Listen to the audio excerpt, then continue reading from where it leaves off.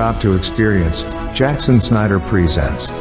Direct from the Vero Essin Yahad, a Hebrew Nation radio original program.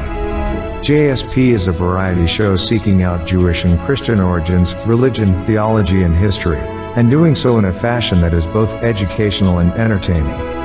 Welcome to Jackson Snyder Presents.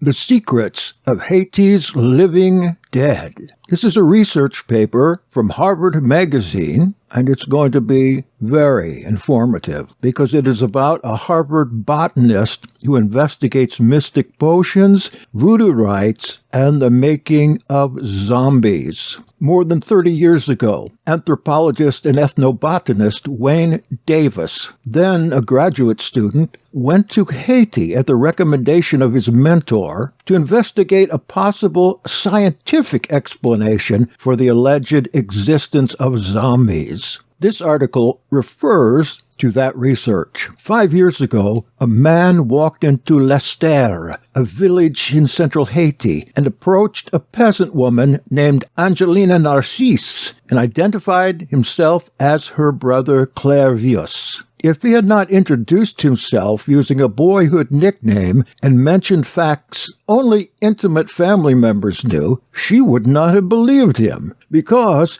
18 years earlier, Angelina had stood in a small cemetery north of her village and watched as her brother Clairvius was buried. The man told Angelina he remembered that night well. He knew when he was lowered into his grave because he was fully conscious, although he couldn't speak or move. As the earth was thrown over his coffin, he felt as if he were floating over the grave. The scar on his right cheek, he said, was caused by a nail driven through the casket. The night he was buried, he told Angelina, a voodoo priest raised him from the grave. He was beaten with a sisal whip and carried off to a sugar plantation in northern Haiti where, with other zombies, he was forced to work as a slave. And I might interject here, I have been to those cane-cutting establishments in Haiti and Dominican Republic, and they primarily employ children that they've kidnapped. So I can verify that some of this is right on because I'm an eyewitness. In those cane-cutting bâtés, as they are called, you'll see children maimed in many different ways because they work 16 or more hours a day with machetes. You see them with eyes poked out, fingers gone, feet gone, or crippled in other ways. But back to the article. Only with the death of the zombie master were they able to escape, and Narcisse eventually returned home. 18 years later. Legend has it that zombies are the living dead, raised from their graves and animated by malevolent voodoo sorcerers, usually for some evil purpose. Most Haitians believe in zombies, and Narcisse's claim is not unique. At about the time he reappeared, in 1980, 2 women turned up in other villages saying they were zombies.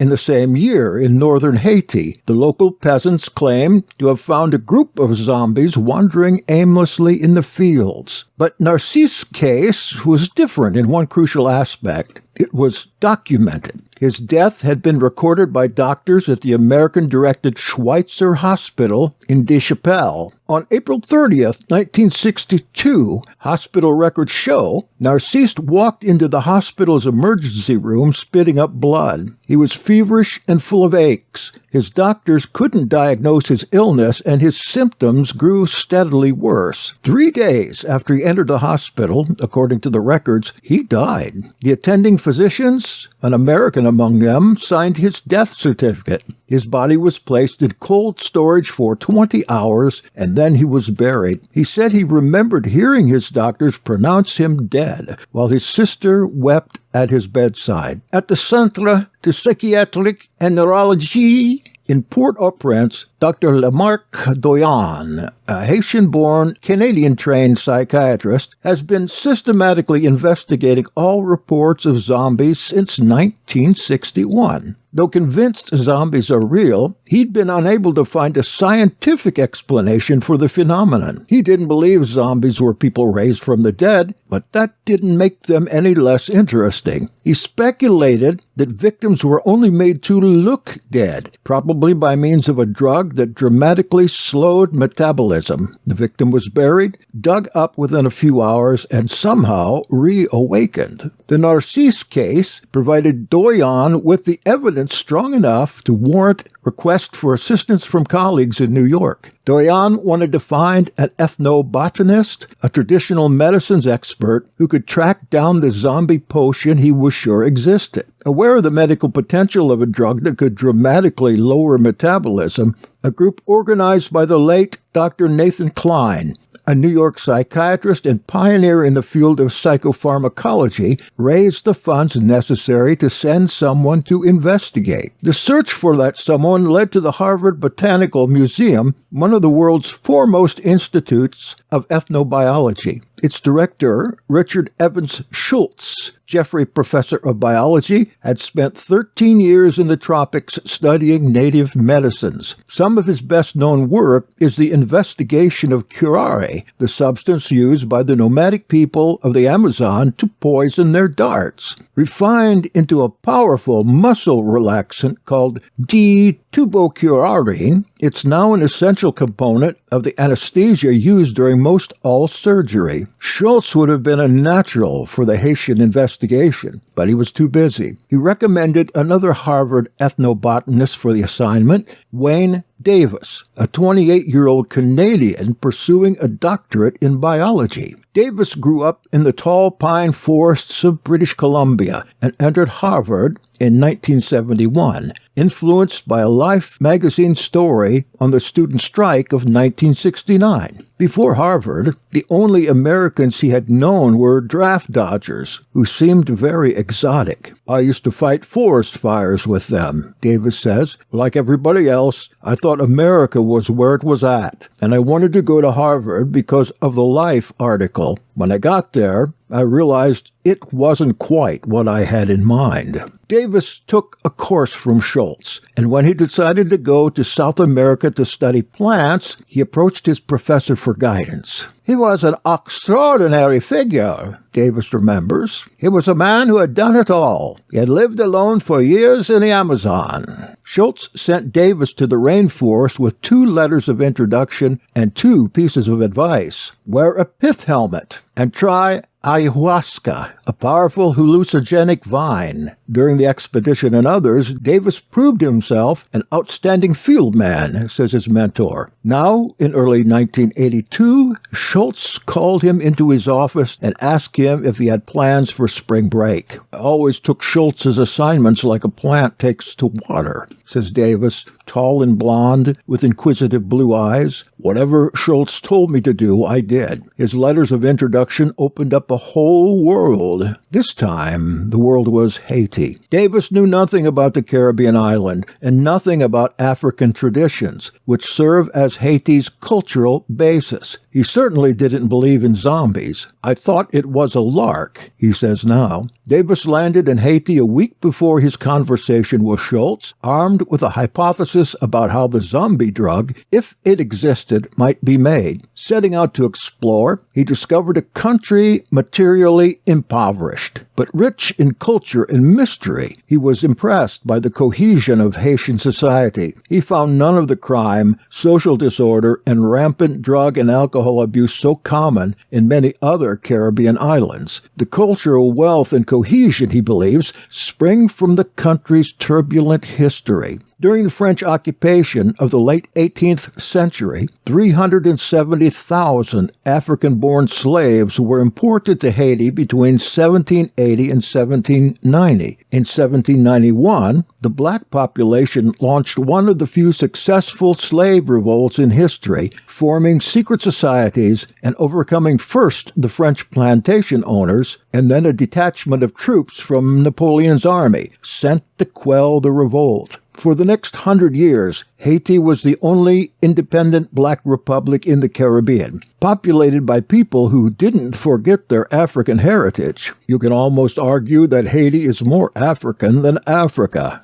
Davis says, when the west coast of Africa was being disrupted by colonialism and the slave trade, Haiti was essentially left alone. The amalgam of beliefs in Haiti is unique, but it's very, very African. Davis discovered that the vast majority of Haitian peasants practice voodoo, a sophisticated religion with African roots. Says Davis, it was immediately obvious that the stereotypes of voodoo weren't true. Going around the countryside, I found clues to a whole complex social world. Vodunists believe they communicate directly with, indeed are often possessed by, the many spirits who populate the everyday world. Vodun society is a system of education, law, and medicine. It embodies a code of ethics that regulates social behavior. In rural areas, secret Vodun societies, much like those found on the west coast of Africa, are as much or more in control of everyday life as the Haitian government. Although most outsiders dismiss the zombie phenomenon as folklore, some early investigators, convinced of its reality, tried to find a scientific explanation. The few who sought a zombie drug failed. Nathan Klein, who helped finance Davis's expedition, had searched unsuccessfully, as had Lamarck Doyon, the Haitian psychiatrist. Zora Neale Hurston, an American black woman, may have come closest. An anthropological pioneer, she went to Haiti in the 30s, studied Vodun society, and wrote a book on the subject, Tell My Horse, first published in 1938. She knew about the secret societies and was convinced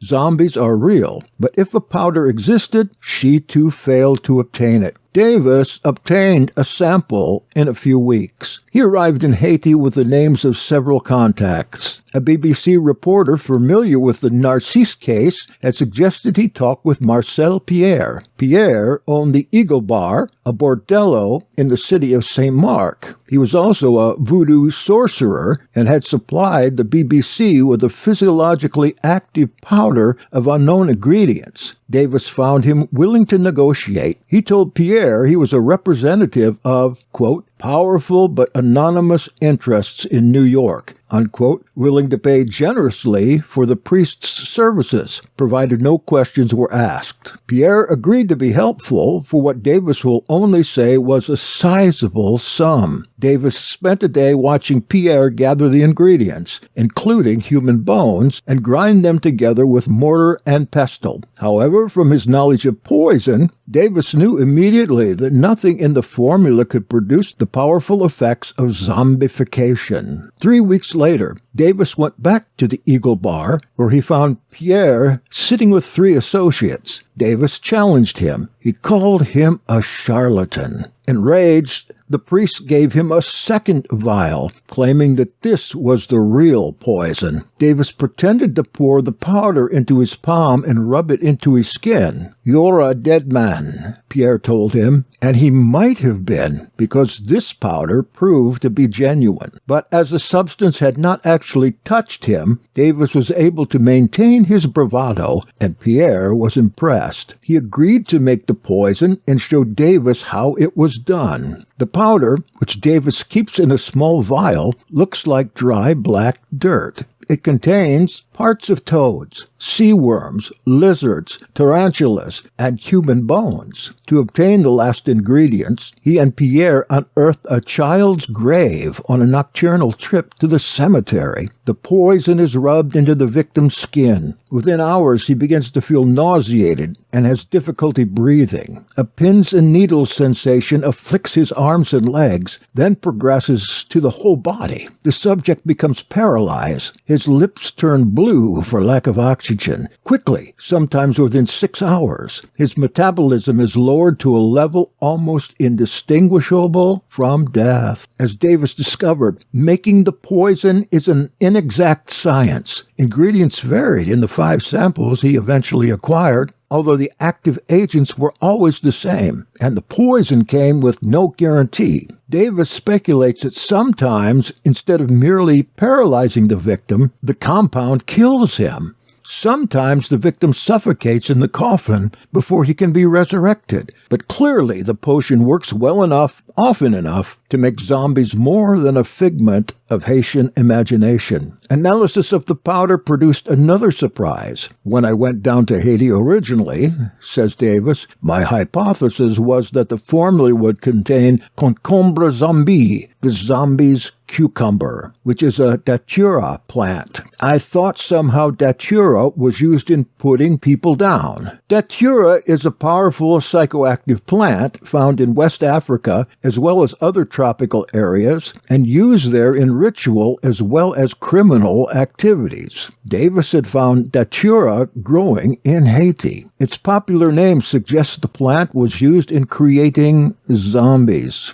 But, says Davis, there was a lot of problems with the datura hypothesis. Partly it was a question of how the drug was administered. Datura could create a stupor in huge doses, but it just wouldn't produce the kind of immobility that was key. Well, these people had to appear dead, and there aren't many drugs that will do that. One of the ingredients Pierre included in the second formula was dried fish, a species of puffer or blowfish, common to most parts of the world. It gets its name from its ability to fill itself with water and swell to several times its normal size when threatened by predators. Many of these fish contain a powerful poison known as Tetrodotoxin. One of the most powerful non-protein poisons known to man, Tetrodotoxin turned up in every sample of zombie powder that Davis acquired. Numerous well-documented accounts of pufferfish poisoning exist, but the most famous accounts come from the Orient, where the fugu fish, a species of puffer, is considered a delicacy. In Japan, special chefs are licensed to prepare fugu. The chef removes enough poison to make the fish non-lethal,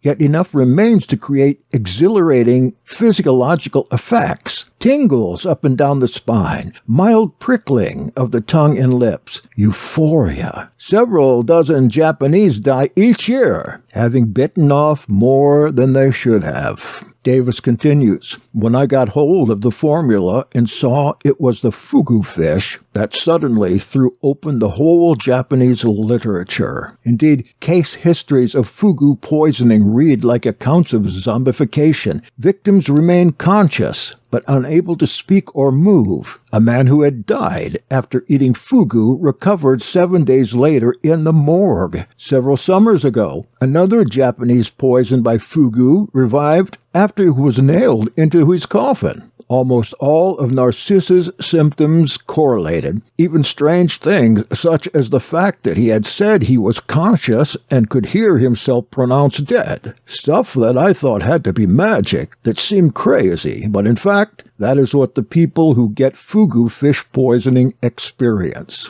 Davis was certain that he had solved the mystery, but far from being the end of his investigation, identifying the poison was, in fact, its starting point. The drug alone didn't make zombies, he explains. Japanese victims of pufferfish poisoning don't become zombies. They become poison victims. All the drug could do was set someone up for a whole series of psychological pressures that would be rooted in the culture. I wanted to know why zombification was going on, says Davis. He sought a cultural answer, an explanation rooted in the structure and beliefs of Haitian society. Was zombification simply a random criminal activity? He thought not. He had discovered that Clervius Narcisse and Tifam, a second victim he interviewed, were village pariahs. Tifam was regarded as a thief. Narcisse had abandoned his children and deprived his brother of land that was rightfully his. Equally suggestive, Narcisse claimed that his aggrieved brother had sold him to a bokor, a voodoo priest who dealt in black magic. He made cryptic reference to having been tried and found guilty by the masters of the land. Gathering poisons from various parts of the country,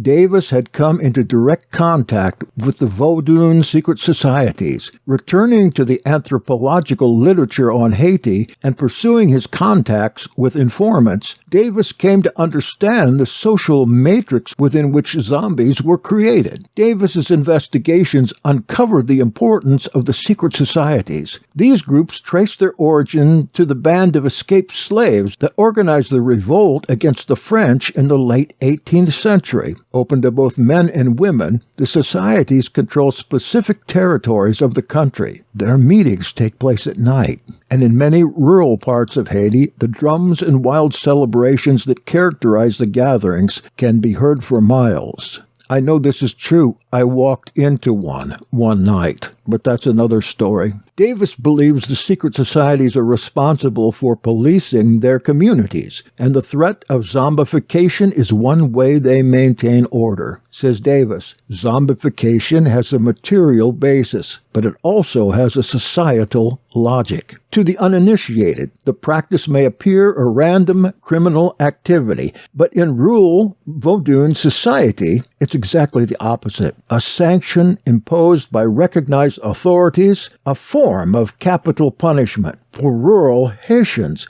zombification is an even more severe punishment than death, because it deprives the subject of his most valued possessions, his free will and independence. The Vodunists believe that when a person dies, his spirit splits into several different parts. If a priest is powerful enough, the spiritual aspect that controls a person's character and individuality, known as the petit bon ange, the good little angel, can be captured, and the corporeal aspect, deprived of its will, held as a slave.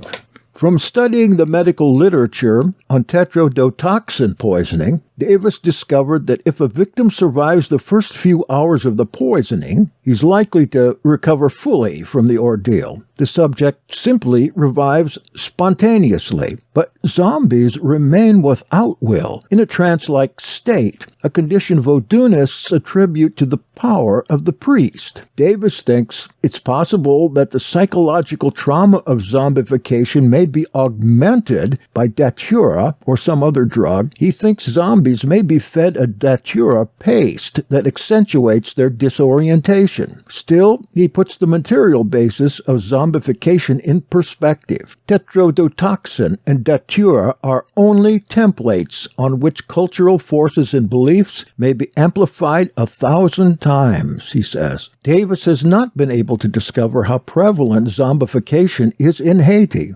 How many zombies there are is not the question, he says. He compares it to capital punishment in the United States. It doesn't really matter how many people are electrocuted as long as it's a possibility. As a sanction in Haiti, the fear is not of zombies, it's of becoming one.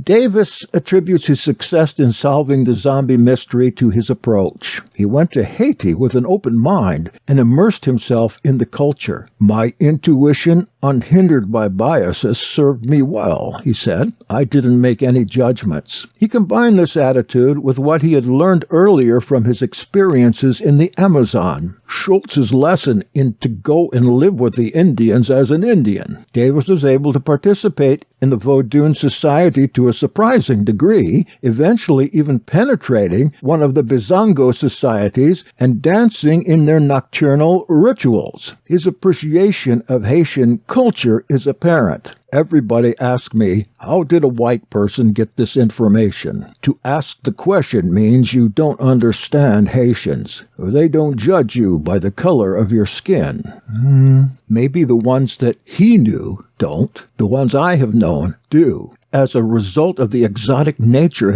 of his discoveries, Davis has gained a certain notoriety. He plans to complete his dissertation soon, but he has already finished writing a popular account of his adventures. It's published by Simon & Schuster, and it's called The Serpent and the Rainbow, after the serpent that Vodunists believe created the earth and the rainbow spirit it married. All this attention is funny, he says. For years, not just me, but all Schultz's students have had an extraordinary adventure in the line of work. The adventure isn't the end point. It's just along the way of getting the data. At the Botanical Museum, Schultz created a world unto itself. We didn't think we were doing anything above the ordinary. I still don't think we do. And you know, he adds, the Haiti episode does not begin to compare to what others have accomplished, particularly Schultz himself. I'll just add now, my family has worked in Haiti since the 60s. My parents lived there. I still have a brother that lives there full time, works in educational ministry among the smaller villages in certain parts of Haiti. One thing I've noticed, people who have spent plenty of time in Haiti simply don't want to talk about this. But if you want to know more, I would suggest you get that book, The Serpent and the Rainbow. What we need is some kind of potion to bring people alive. I would like to add just one question for the multitudes that have listened to this article. Yeah, go ahead. Okay. Fugu, anyone? You have been listening to Jackson Snyder Presents on Hebrew Nation Radio.